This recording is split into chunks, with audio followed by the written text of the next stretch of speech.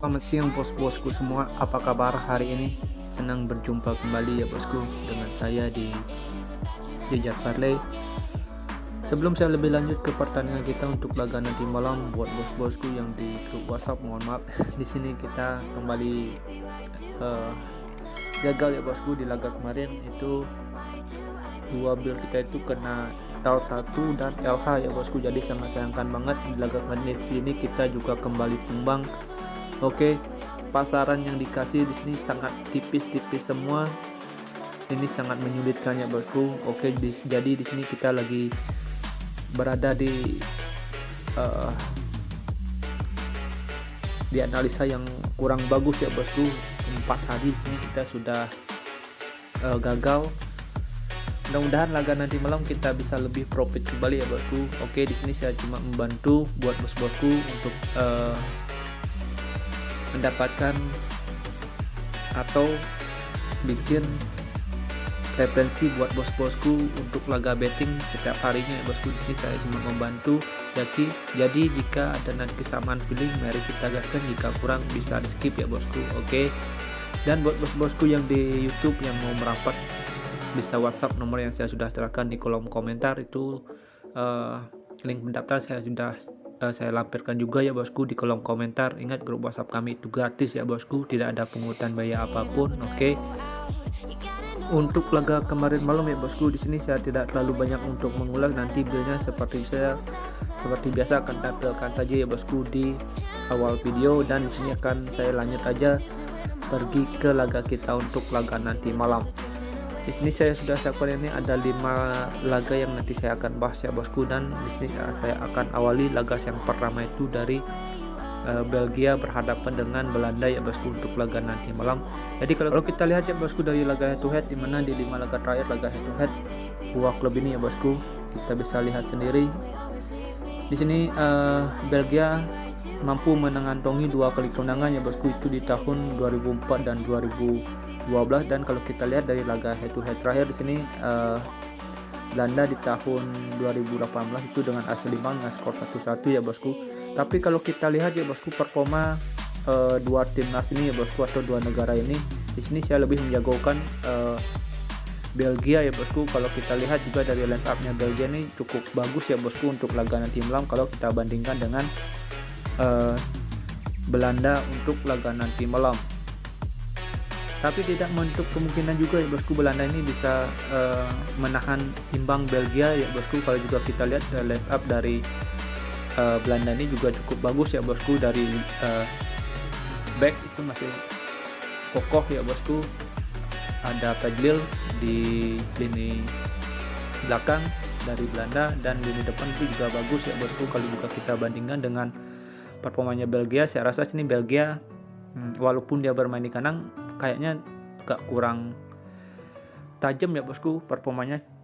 Jadi kalau kita lihat ya bosku untuk laga nanti malam, saya rasa sini Belanda ini bisa menahan imbang ya bosku Belgia yang bermain di kandang. Kalau kita lihat juga dari pasaran handicap dan over-under, kalau Belanda ini tumbang agak sulit ya bosku, paling buruk laga ini bakalan terjadi imbang. Oke. Jadi kalau kita lihat dari pasaran handicap dan over-under untuk laga nanti malam, bos-bosku bisa pegang laga nanti malam Belanda dinahan setengah atau bisa bermain di over 2/4 untuk laga nanti malam. Perkiraan skor dari saya ini bisa 2-2 atau 2-1 dimenangkan oleh Belanda. Oke. Next kita lanjut ke laga kita yang kedua. Di sini saya ada di laga timnas Kroasia berhadapan dengan Austria untuk laga nanti malam.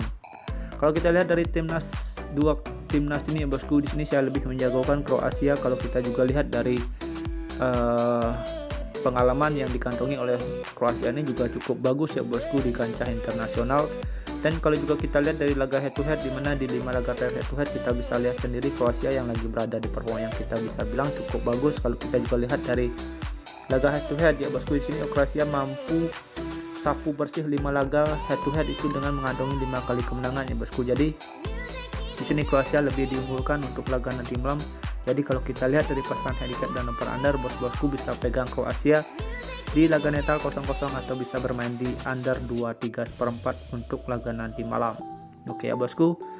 Next, di sini kita lanjut ke laga kita yang ketiga. Di sini saya ada di laga Prancis berhadapan dengan Denmark untuk laga nanti malam bosku.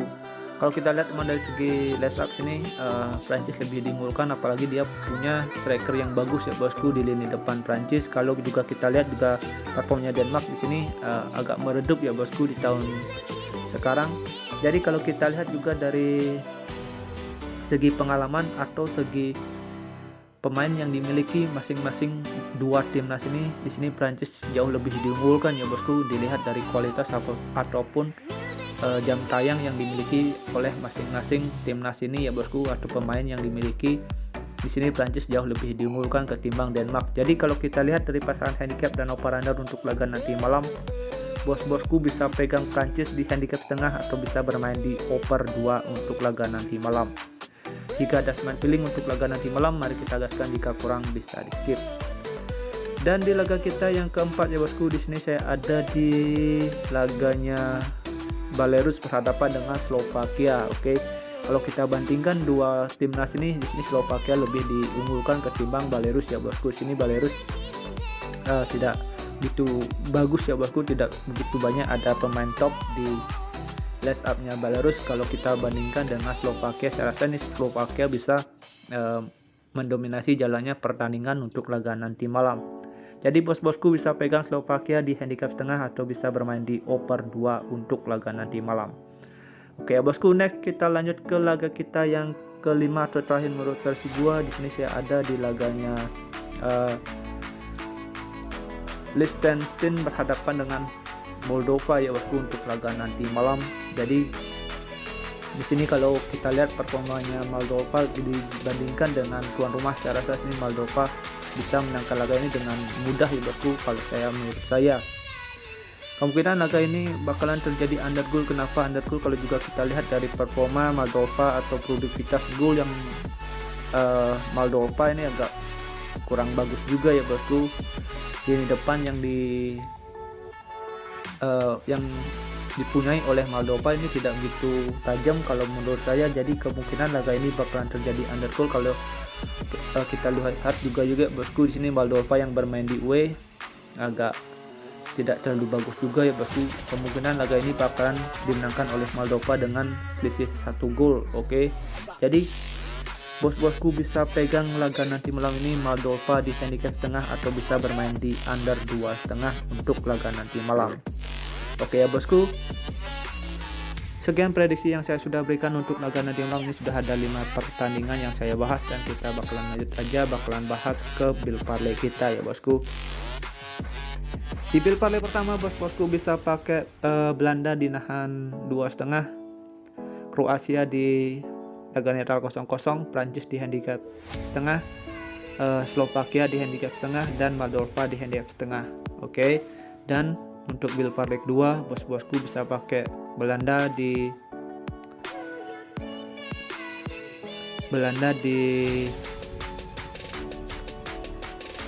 setengah ya bosku, dan Kroasia di laga netral 0-0 dan Slovakia di handicap setengah untuk laga nanti malam. Dan untuk single bet boom bos-bosku bisa pakai Belanda di nahan setengah untuk laga nanti malam. Oke ya bosku, sekian prediksi yang saya sudah berikan untuk laga nanti malam. Jika ada link, mari kita gaskan, jika kurang bisa skip.